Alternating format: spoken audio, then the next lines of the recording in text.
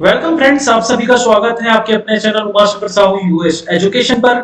मैं उमाशंकर साहू और आज हम बात करेंगे pedology, CDP child development pedology से रिलेटेड जो शिक्षक भर्ती सीजी टेट एवं टेट में जो पूछे जाने वाले प्रश्न होते हैं उसी पर हम बात करने वाले हैं। आप देखेंगे कि काफी सारे कंटेंट्स है उनसे हम आज चाइल्ड डेवलपमेंट के जो कॉन्सेप्ट है, बाल विकास की जो अवधारणा है उसके बारे में यहाँ पर हम बात करने वाले हैं। अगर आप हमारे चैनल पर नए हैं तो प्लीज हमारे चैनल को सब्सक्राइब कर लीजिएगा, बेल आइकन को प्रेस कर लीजिएगा। आप हमारे टेलीग्राम चैनल से भी जुड़ सकते हैं, यहाँ पर यूआरएल लिंक दिया हुआ है। डायरेक्ट यूआरएल लिंक एंटर करके आप क्या कर सकते हैं, हमारे टेलीग्राम चैनल पर भी ज्वाइन कर सकते हैं। आप हमारे फेसबुक पेज से भी जुड़ जाइए ताकि आपको अपडेटेड नोटिफिकेशन में जो है मिलता रहे। चलिए बात कर लेते हैं। हम यहाँ पर सिलेबस रखे हुए हैं, आप देख रहे हैं बाल विकास और शिक्षा शास्त्र। ठीक है, बाल विकास एवं शिक्षा शास्त्र इसी को कहा जाता है। यहाँ पर हम विकास की जो अवधारणा है उसके बारे में बात करेंगे। एक्चुअली विकास की जो अवधारणा है उसको बात करने से पहले हम बाल विकास और कहना चाहिए बाल मनोविज्ञान, इसके बारे में थोड़ा जानेंगे। और आपको बता दूं कि यहाँ पर मैंने थ्योरी बताया हुआ है। थ्योरी जस्ट जैसे जैसे कंप्लीट होते जाएगा हम इसके जो ऑप्शनल जो क्वेश्चंस होते हैं वो भी हम देंगे, क्योंकि जब भी हम वस्तुनिष्ठ प्रश्न जब हम करते हैं तो वस्तुनिष्ठ प्रश्न करने से पहले हमको क्या करना होता है, हमको उसके थ्योरी के बारे में क्या होना चाहिए, नॉलेज होना चाहिए। जब तक हमको थ्योरी के बारे में, उसके जो सैद्धांतिक ज्ञान है उसके बारे में जब तक हमको नॉलेज नहीं होगा तब तक हम उस ऑप्शनल जो प्रश्न होते हैं उसको सॉल्व नहीं कर पाएंगे।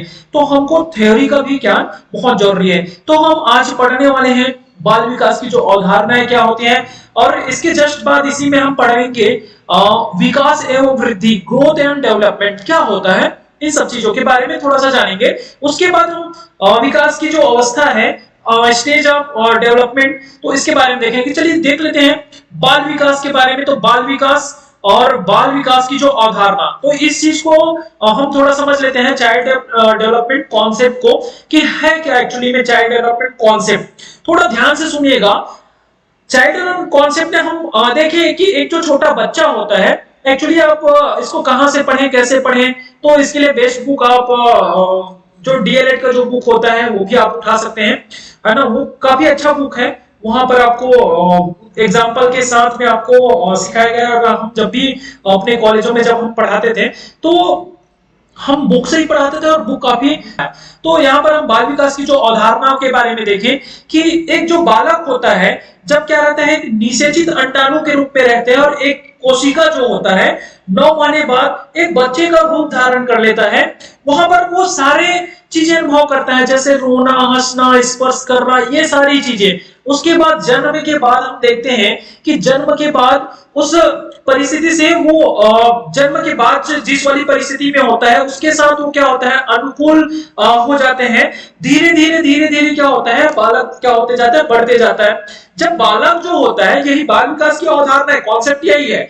अब बालक क्या होगा, धीरे धीरे बढ़ते जाएगा, बड़ा होते जाता है।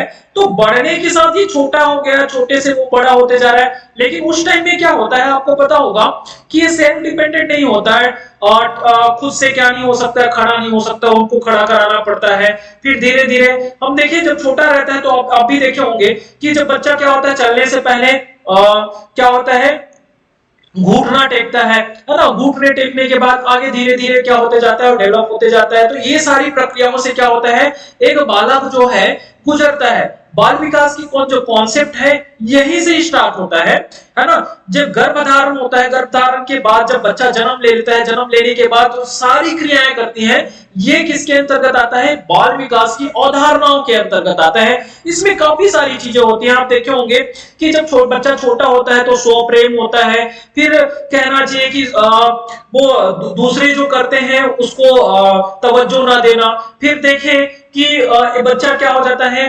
बच्चे खिलौने की आयु भी कहा गया है। उसी टाइम में वो क्या होता है, बच्चों के साथ खेलते हैं, समूह में रहना, है ना। अब अपने घर वालों से ज्यादा जो दोस्त यार होते हैं, उनके जो फ्रेंड होते हैं, उनको टाइम देना, इस टाइप का। और फिर आगे हम देखें बाल्यावस्था के बाद जब एडोलेसेंस, परिवर्तन की जो अवस्था कहा गया है, तो उस अवस्था में जब जाता है तो फिर से स्व प्रेम की भावना जागृत हो जाती है। स्व प्रेम की भावना जागृत होने के बाद फिर से जो हम बात करते हैं स्वप्रेम और एक स्वप्न जिसके बारे में वो पहले कल्पना करते थे, उसी कल्पना जगत में फिर चले जाते हैं। जब बच्चा छोटा होता है ना, बहुत छोटा होता है, तो बच्चा कल्पना करता है, और जब बच्चा फिर से बड़ा हो जाता है तो फिर से वही कल्पना करने लगता है।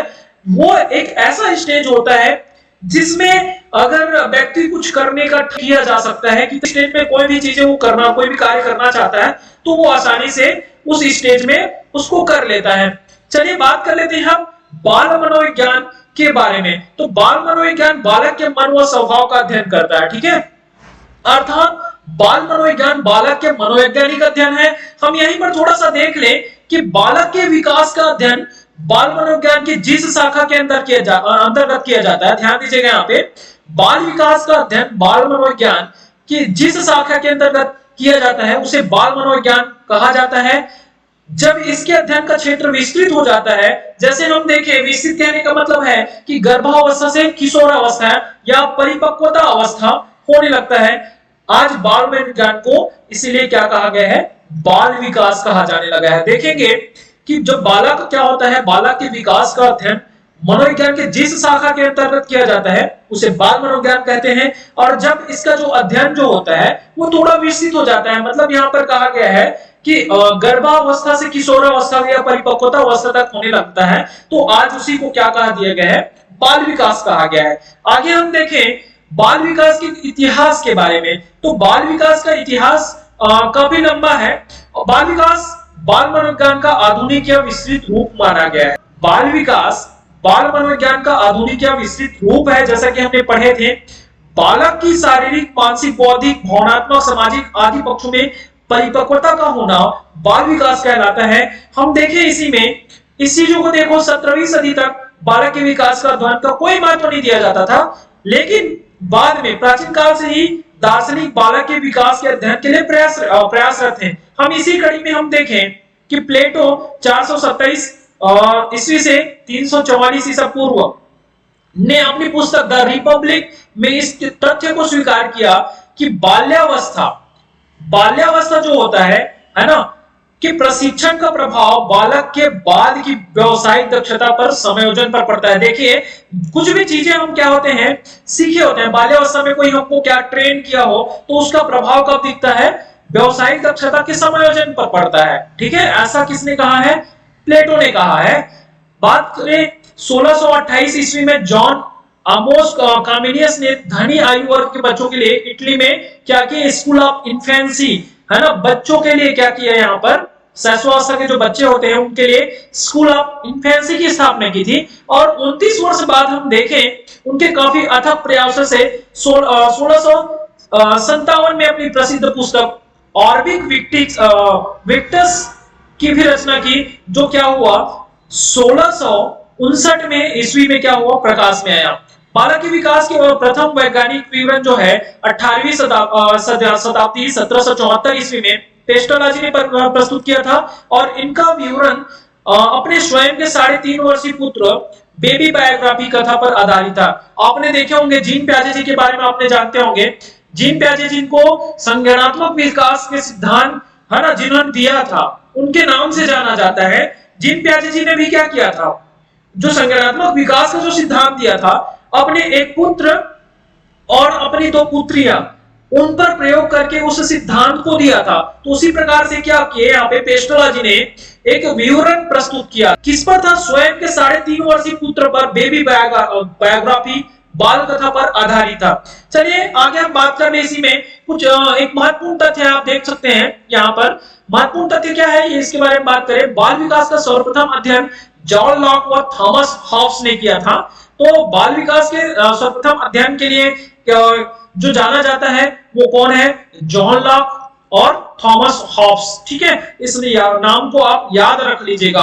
19वीं शताब्दी में बात करें, नेक्स्ट पॉइंट, 19वीं शताब्दी में अमेरिका में बाल अध्ययन आंदोलन की शुरुआत हुई। ये पॉइंट को आप नोट कर लीजिएगा। 19वीं शताब्दी में अमेरिका में बाल अध्ययन आंदोलन का शुरुआत हुआ। स्टेनली हॉल इस आंदोलन के जन्मदाता थे, और 1893 में ये जो आंदोलन की शुरुआत हुई, इन्होंने child study society and child welfare organization जैसी संस्थाओं का क्या किया, स्थापना भी किया और बायोग्राफी भी तैयार किया।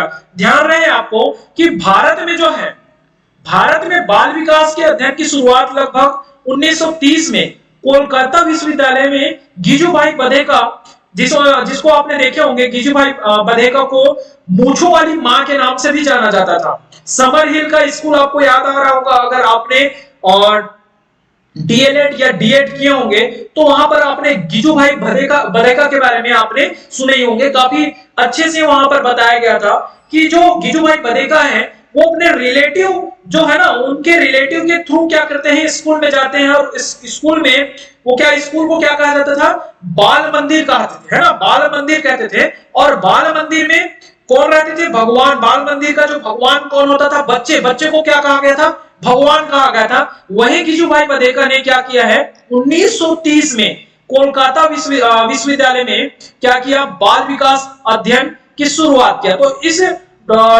जो ये पॉइंट है उसको आप क्या कर लीजिएगा, याद कर लीजिएगा। चलिए नेक्स्ट देखें, बाल विकास की कुछ परिभाषाओं के बारे में देखें यहाँ पर कि बाल विकास एक्चुअली में है क्या। तो जेम्स ड्रेवर के अनुसार हम देखें कि बाल मनोविज्ञान मनोविज्ञान की वह शाखा है जिसमें जन्म से परिपक्वता अवस्था तक विकसित हो रहे मानव का अध्ययन किया जाता है। बाल विकास कहने से भी आपको समझ में आ रहा होगा कि बालक का विकास, है ना, जैसे हम शैशवावस्था, फिर बाल्यावस्था, बाल्यावस्था को दो पार्ट में बांटा गया है, ठीक है, फिर किशोरावस्था, है ना, फिर उसके बाद प्रौढ़ावस्था। तो चार अवस्था हम सामान्य रूप से हम देखें, गर्भावस्था को हमने यहाँ पर नहीं लिया था, है ना, लेकिन वो भी इसमें शामिल होता है। तो यहाँ पर क्या कहा गया है कि बालक का जो विकास होता है वो कहां से, जन्म से परिपक्वावस्था तक विकसित हो रहे मानव का अध्ययन को ही हम क्या कहते हैं, बाल विकास कहते हैं। एक बार फिर से हम देखें, यहां पर भी वही बताया है, क्रो एवं क्रो के अनुसार बाल विकास वह वैज्ञानिक अध्ययन है जिसमें गर्भावस्था से प्रारंभ किशोरावस्था के प्रारंभ होने तक होने वाले विकास का अध्ययन किया जाता है। मारिया मॉन्टेसरी के बारे में भी हम देखें, उन्होंने भी क्या कहा था कि बालक में सच्ची शक्ति का निवास होता है, उसकी मुस्कुराहट ही सामाजिक प्रेम व उल्लास की आधारशिला है। ठीक है, बाकी फ्रॉबल के अनुसार देखें कि बालक स्वयं विकासोन्मुख होने वाला एक पौधा है। बालक जन्म लेता है, वहीं से बालक का जो विकास का जो स्तर है वो स्टार्ट हो जाता है।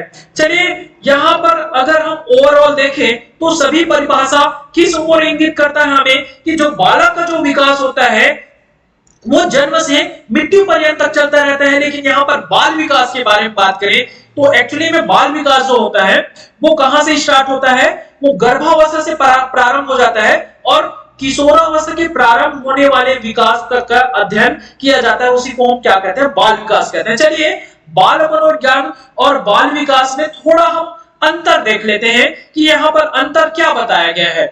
बाल मनोविज्ञान के स्थान पर बाल विकास नाम इसलिए परिवर्तित हुआ क्योंकि विकास के कुछ पक्षों में बाल मनोविज्ञान की अपेक्षा बाल विकास के ढंग पर अधिक बल दिया गया है। बाल मनोविज्ञान की अपेक्षा बाल विकास के अध्ययन पर अधिक बल दिया गया है। तो इस चीजों को थोड़ा सा आपको समझना होगा। क्यों? क्योंकि यहाँ पर हम थोड़ा सा अंतर देख रहे हैं। बाल मनोविज्ञान के बारे में आपने देखे होंगे कि बाल मनोविज्ञान को ही हम क्या कहते हैं, अगर विस्तृत कर दें, अगर हम इसे गर्भावस्था से किशोरावस्था पर हम क्या ले जाते हैं तो ये क्या कहलाने लगा, बाल विकास कहलाने लगा। लेकिन जहां पर बालक का अध्ययन किया जाता है उसी को सिंपल सी बात है, बालक के विकास का अध्ययन होता है तो विकास के अध्ययन कहना, तो वही बाल मनोविज्ञान कहलाता था पहले। लेकिन अगर उसको रूप को हम विस्तृत कर दें तो क्या कहलाने लग गया, बाल विकास कहलाने लग गया। तो यहाँ पर थोड़ा सा हम difference between child psychology and child development के बारे में देख ले। पहला हम देखें कि बाल मनोविज्ञान में जन्म से लेकर जो बाल्यावस्था है उस तक अध्ययन किया जाता है बाल मनोविज्ञान में। लेकिन बाल विकास में हम देखें तो बाल विकास में गर्भावस्था से किशोरावस्था तक क्या किया जाता है, अध्ययन किया जाता है। ये पहला अंतर हो गया। दूसरा अंतर हम बात करें कि बाल मनोविज्ञान में जो होता है, बाल मनोविज्ञान में जिस परिवेश में बच्चा क्या करता है, बढ़ता है, उस पर ध्यान नहीं दिया जाता है। लेकिन बाल विकास में उसकी प्रक्रियाओं पर ध्यान दिया जाता है। तो ये हो जाता है इसका अंतर। तो इस अंतर को आप क्या कर लीजिएगा, याद रख लीजिएगा कि बाल मनोविज्ञान में क्या किया जाता है, जन्म से लेकर या गर्भावस्था हम देखें, गर्भावस्था से बाल्यावस्था, ठीक है, गर्भावस्था से बाल्यावस्था तक ध्यान दिया जाता है, ठीक है। ये हो गया, ये कहां पर, ये बाल मनोविज्ञान। और बाल विकास के बारे में हम देखें तो बाल विकास में क्या किया जाता है, गर्भावस्था से किशोरावस्था तक, किशोरावस्था तक के क्या किया जाता है, अध्ययन किया जाता है। तो ये क्या कहलाता है, बाल विकास कहलाता है। चलिए हम इसके दूसरे पॉइंट के बारे में बात करें कि बालक जो है जिस परिवेश में रहकर या उनके जो व्यवहार में जो परिवर्तन, उस पर ज्यादा ध्यान नहीं दिया जाता बाल मनोविज्ञान में। लेकिन बाल विकास में क्या किया जाता है, इन सारी प्रक्रियाओं पर क्या किया जाता है, सारी प्रक्रियाओं पर क्या किया जाता है, ध्यान दिया जाता है, ठीक है। तो ये क्या कहलाता है, बाल विकास कहलाता है। तो ये दोनों में अंतर यही है। चलिए आगे हम देखें, वृद्धि एवं विकास, ग्रोथ एवं डेवलपमेंट, काफी इंपॉर्टेंट पॉइंट है, इससे क्वेश्चन पूछा जाता है। तो थोड़ा आप ध्यान दीजिएगा कि वृद्धि एवं विकास क्या होता है। वृद्धि एवं विकास को हम देखें कि जैसे मैंने कहा कि मेरा हाथ पैर जो है इतना मोटा था, अब मेरा हाथ पैर इतना मोटा हो गया है, समझ में आ रहा है। तो ये क्या हुआ, यहां पर वृद्धि हुआ, यहां पर क्या हुआ, वृद्धि हुआ। थोड़ा और देख लेते हैं, थोड़ा समझेंगे इस चीज को। और वृद्धि एवं विकास सतत चलने वाली प्रक्रिया है जो असहाय शिशु को प्रौढ़ एवं आत्मनिर्भर बनाती है, जो जन्म पूर्व से जीवन पर्यंत तक चलती रहती है। मतलब यही है कि ये जन्म पूर्व से मृत्यु पर्यंत तक चलती रहती है। वृद्धि और विकास आगे बढ़ने की ओर संकेत करते हैं। वृद्धि और विकास जो होता है आगे बढ़ने की ओर संकेत करता है। इसी में हम देखें कि वृद्धि का अर्थ क्या होता है। वृद्धि का अर्थ है कोशीय वृद्धि, सेलुलर मल्टीप्लिकेशन, है ना, से है जो मात्रात्मक, है ना, मात्रात्मक क्वांटिटेटिव, आकार, लंबाई, वजन के द्वारा वृद्धि को मापा जा सकता है। लेकिन विकास में हम बात करें, विकास का अर्थ व्यापक है, विकास का अर्थ व्यापक है। इसमें नवीन जीवन, है ना, नवीन जीवन क्षमताएं प्रकट होती है। वृद्धि का संबंध शरीर के समस्त अंगों में आए परिवर्तनों के संगठनों से है, जबकि विकास का संबंध जो है मात्रात्मक व गुणात्मक दोनों से होता है। वृद्धि जो होता है वो कैसा होता है, मात्रात्मक होता है, क्वांटिटिव होता है। लेकिन जो विकास होता है वो क्वांटिटी के साथ में क्वालिटेटिव भी होता है, गुणात्मक, मात्रात्मक व गुणात्मक दोनों होता है। विकास आप देखे होंगे कि आप मैं बच्चे में कहूं कि विकास हुआ, अगर चौथी क्लास का बच्चा है, मैं अगर विकास हुआ कब कहूंगा, जब बच्चा क्या करता है, एक दो जैसे सिंपल सी बात है, फर्स्ट क्लास के ले लो, चौथी क्लास का ना लेकर फर्स्ट क्लास में हम देखें बच्चा जब शाला प्रवेश करता है तो उनको गिनती का ज्ञान नहीं होता है। कुछ अपने घरों में वो सीखे होते हैं लेकिन गिनती का ज्ञान नहीं होता है। धीरे धीरे हम क्या करते हैं, उनको उनके जो परिवेश होते हैं और जो भी परिवेश में जो आने वाली जो सामग्रियां होती है ना, उसी करके क्या करते हैं, गिनती सिखाते हैं उनको, बहुत सारी चीजें हम सिखाते हैं। धीरे धीरे हम देखते हैं कि बच्चा गिनती करने लग जाता है। तो ये क्या कहलाता है, विकास कहलाता है, ना कि हम यहाँ पे वृद्धि कहेंगे। लेकिन वृद्धि में मैंने आपको बताया कि एक बच्चे का जो हाथ कितना पतला है, इतना पतला है, अगर इतना पतला हो जाए, इतना मोटा हो जाता है तो हम कहेंगे यहाँ पर वृद्धि हुआ। मतलब यहाँ पर क्वांटिटी वाली जो बात है, मात्रात्मकता वाली बात है, यहाँ वृद्धि में होता है, ग्रोथ में होता है, जबकि डेवलपमेंट में ये नहीं होता है। ठीक है, इस पर हम थोड़ा सा अंतर भी देखेंगे। अंतर में हम यहाँ पर बात कर रहे हैं वृद्धि एवं विकास के बारे में। तो वृद्धि क्या है, थोड़ा हम देखें। वृद्धि विकास का एक भाग है, वृद्धि विकास का एक भाग है, क्योंकि वृद्धि में दोनों चीजें देखी जाती, सॉरी, विकास में दोनों चीजें देखी जाती है। क्या, क्वांटिटी और क्वालिटेटिव, गुणात्मक एवं मात्रात्मक। लेकिन वृद्धि में क्या देखा जाता है, सिर्फ मात्रात्मक देखा जाता है, क्वांटिटी देखा जाता है। तो इसीलिए क्या कहा गया है, वृद्धि जो होता है विकास का एक भाग है, एक पार्ट है। वृद्धि मात्रात्मक होती है। वृद्धि कैसे होती है, मात्रात्मक होती है। विकास मात्रात्मक के साथ साथ क्या होता है, गुणात्मक भी होता है, जिसके बारे में हमने अभी पढ़े हैं। वृद्धि का जो है मापन संभव है, वृद्धि को मापा जा सकता है। अगर आप कितने किलो थे, 40 किलो थे, अब आपको अपन माप करें तो 50 किलो हो गए हैं। है ना। मतलब आपको हम क्या कर सकते हैं, माप सकते हैं कि हाँ वृद्धि एक्चुअल में हुआ है, लेकिन विकास का शुद्ध मापन संभव नहीं है। विकास को कैसे मापोगे, जैसे अब क्वालिटेटिव कहने का मतलब क्या होता है कि अब बच्चे में परिवर्तन हुआ या बच्चे के व्यवहार में परिवर्तन हुआ, इसको मापने के लिए कैसे करेंगे, क्या उनके दिमाग को हम क्या करेंगे, दो टुकड़ा कर देंगे उनके विकास को मापने के लिए कि उन्होंने कितना सीखा है, उनके माइंड को हम पढ़ेंगे क्या, ऐसा ओपन करके उसको पढ़ेंगे क्या, नहीं कर सकते। क्यों नहीं कर सकते, है ना। इसीलिए कहा गया है यहाँ पर विकास का मापन संभव है, अगर करते हैं तो फिर व्यक्ति का हो सकता है डेथ हो जाए, और ऐसा कोई संभव नहीं है। तो इसलिए कहा गया है कि विकास का शुद्ध मापन संभव नहीं है। सिर्फ क्या किया जा सकता है, एक अंदाजा लगाया जा सकता है कि बच्चा पहले क्या करता था, 10 तक का गिनती बच्चे को आता था, अब कहां तक का, 20 तक का गिनती उनको आ जाता है। तो यहाँ पर देख सकते हैं कि बच्चे का विकास हो रहा है। शारीरिक विकास शारीरिक होता है ना, जो वृद्धि होता है शारीरिक होता है, जबकि जो विकास होता है आंतरिक एवं बहुपक्षीय होता है। एक पक्षी नहीं होता, खाली एक पक्ष का विकास होगा ऐसा नहीं, यहाँ पर बहुपक्षी कहा गया है। वृद्धि स्पष्ट दिखाई देता है, आपने मैंने पहले ही कहा कि वृद्धि आपको स्पष्ट दिखाई देगा। कैसे दिखाई देगा, जैसे हम देखते हैं ना कि एक पौधा होता है, पौधे को हम क्या कर देते हैं, पौधे का हम बीज डालते हैं, बीज डालने पे छोटा इतना रहता है, अब इतना बड़ा हो गया, एक हफ्ते बाद देखिए इतना बड़ा हो गया, इस टाइप का। तो ये क्या चीजें हमको दिखाई देती है, लेकिन विकास स्पष्ट दिखाई नहीं देगा। क्या करते हैं, उसको आप क्या कर सकते हैं, सिर्फ अनुभव कर सकते हैं, और विकास को आप देख नहीं सकते हैं, इसलिए स्पष्ट दिखाई नहीं देता। कहा गया है एक निश्चित आयु तक चलने वाली प्रक्रिया होती है, जो वृद्धि होती है वो एक निश्चित आयु तक चलने वाली प्रक्रिया होती है। आप देखे होंगे कि वृद्धि जो होता है एक निश्चित आयु तक चला जाता है, उसके बाद वृद्धि होना बंद हो जाता है, जबकि विकास को हम देखें, विकास जो है जीवन पर्यंत चलने वाली एक प्रक्रिया है।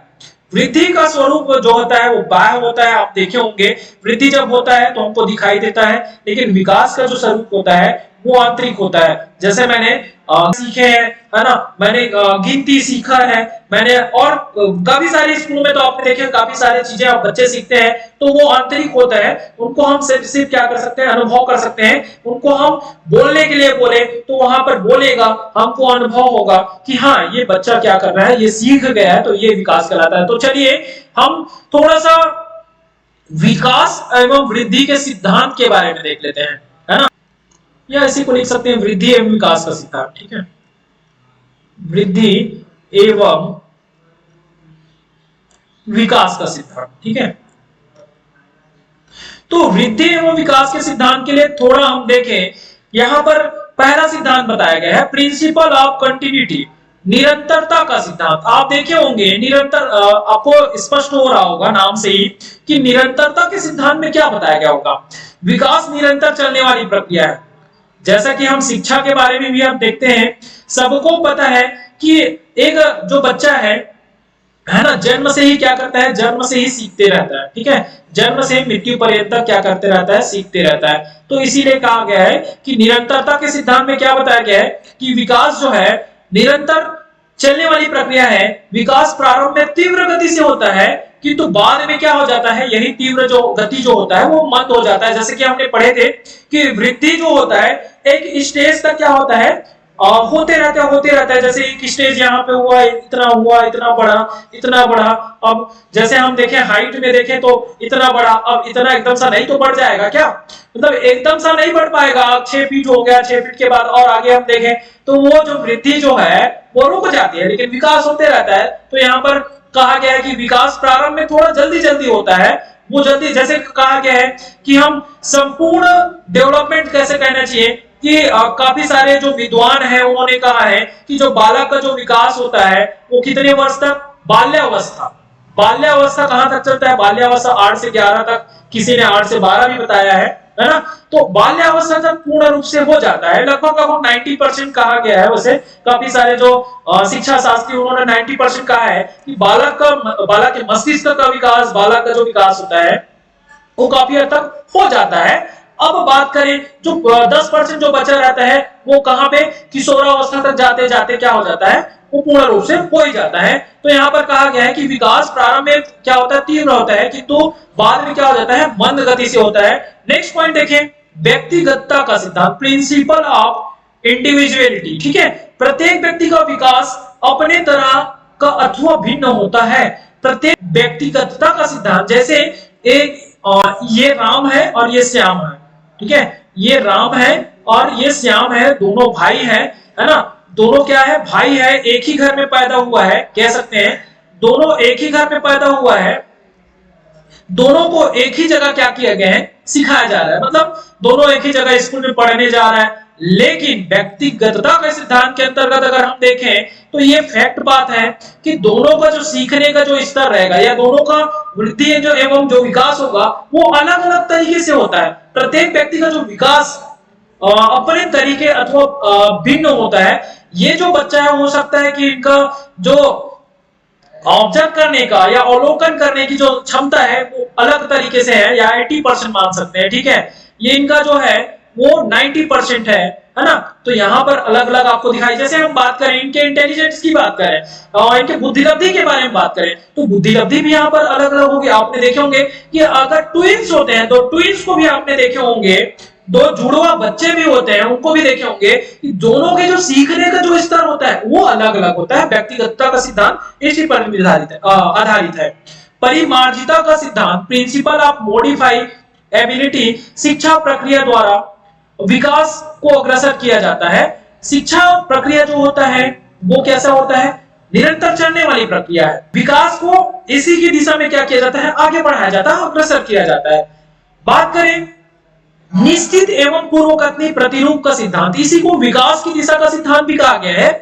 इसमें थोड़ा आप देखेंगे कि विकास का निश्चित प्रतिरूप होता है। जैसे हम देखें कि मस्तकाधोमुखी कहा गया है, अर्थात विकास का जो क्षेत्र होता है वो कैसा होता है, पैर क्षेत्र की तरफ आगे बढ़ता है, सिर से पैर क्षेत्र की तरफ क्या होता है, आगे बढ़ता है। यहां पर आप देख पाएंगे कि जब बच्चा क्या होता है, देखेंगे एक माह का होता है तो सिर को उठाना स्टार्ट करता है, ठीक है।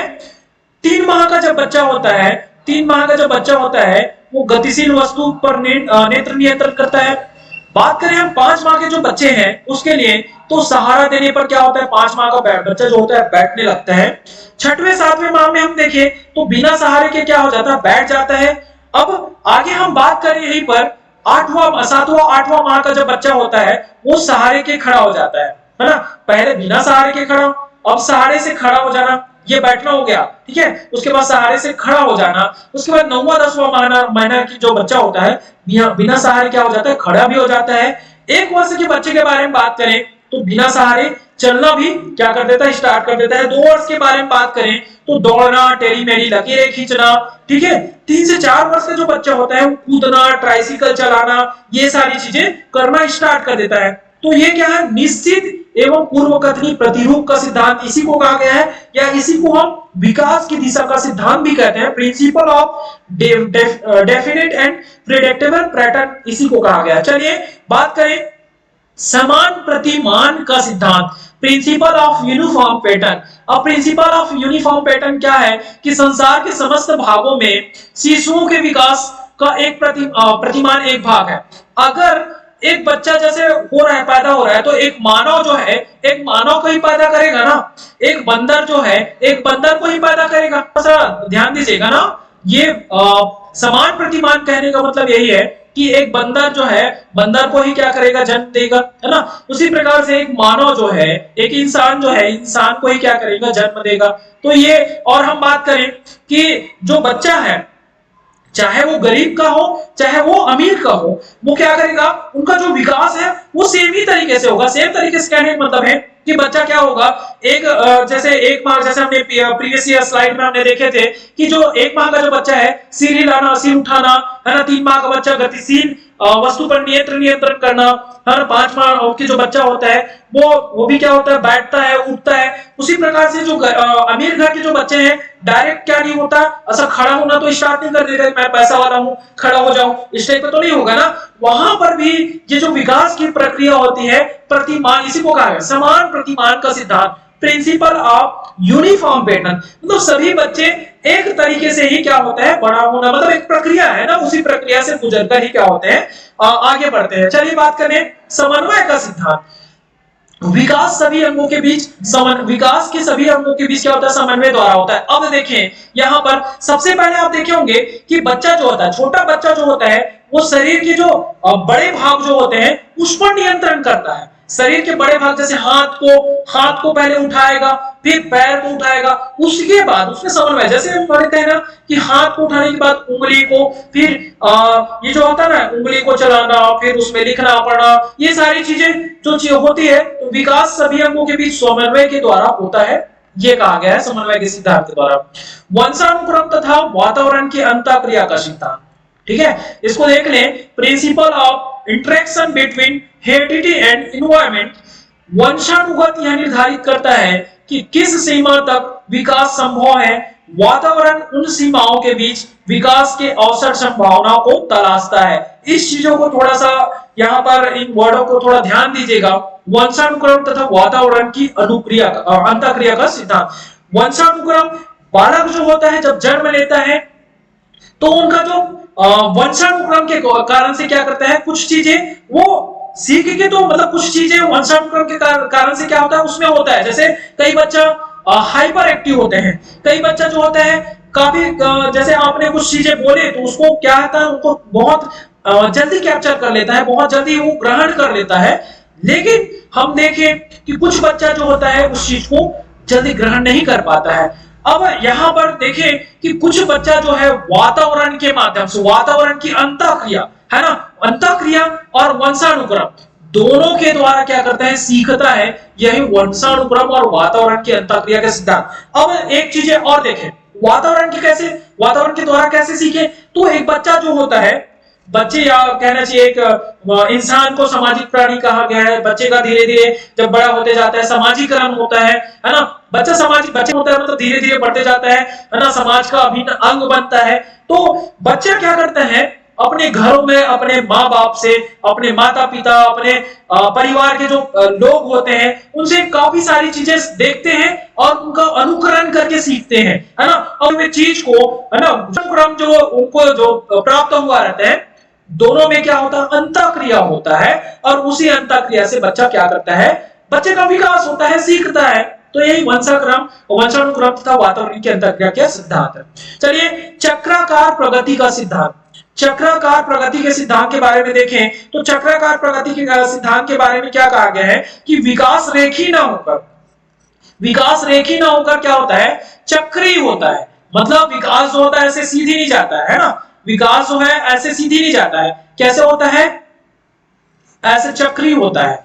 चक्रीय मतलब जैसे जैसे बढ़ते जाएगा विकास, जैसे अब छोटा था बच्चा तो छोटा था तो इस टाइप का हुआ, अब बड़ा होते जा रहा है तो बड़ा होते जाएगा। तो उनका जो सीखने का जो क्षमता है, या उनकी बॉडी स्ट्रक्चर के बारे में देखें, चलो बॉडी स्ट्रक्चर के बारे में देखें तो बच्चा क्या था, छोटा था, और विकास जो हो रहा है तो ऐसा नहीं कि एक लाइनर होगा, है ना, लाइनर नहीं होता है, चक्राकार होता है। विकास मंद, तीव्र अथवा शिथिल भी हो सकते हैं। जैसे जैसे क्या होते जाता है, बच्चे में डेवलपमेंट होते जाता है, या जैसे जैसे वृद्धि होते जाता है वैसे वैसे डेवलपमेंट होते जाता है। तो चलिए बात कर लेते हैं नेक्स्ट पॉइंट के बारे में, संचयी एवं पुनरावृत्ति का सिद्धांत, जिसके बारे में हम बात कर रहे थे कि जब बच्चा होता है विकास के बाद एक जुड़ता है तथा अंतराल के बाद पुनः प्रकट भी होता है। जैसे स्वप्रेम शैशवावस्था के पश्चात पुनः किशोरावस्था में प्रकट होता है। जैसे शैशवावस्था में जो होता है स्वप्रेम होता है, अपने आप से काफी प्रेम होता है बच्चों को, है ना, शक्ति या कल्पना जगत कहते हैं। तो उस कल्पना जगत में जो बच्चा है वो कब खोता है, शैशवावस्था में भी खोता है।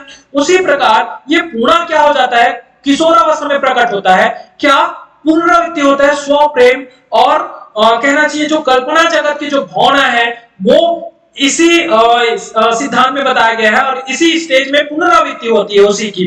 तो ये रहा आज का हमारा वीडियो। आपको वीडियो हमारा अच्छा लगा हो तो आप हमारे वीडियो को लाइक कर दीजिएगा, काफी ज्यादा शेयर कर दीजिएगा, और अधिक से अधिक कमेंट कीजिएगा, ताकि हम ऐसे ही वीडियो आप तक लाते रहें। और आप हमारे चैनल पर नए होंगे तो प्लीज सब्सक्राइब करना ना भूलिएगा, और ऐसे ही कंटेंट के लिए आप हमारे वीडियो के साथ बने रहिएगा। हम आपको ऑब्जेक्टिव टाइप, थ्योरी टाइप काफी सारे वीडियोस हम आपको देते रहेंगे। Thank you.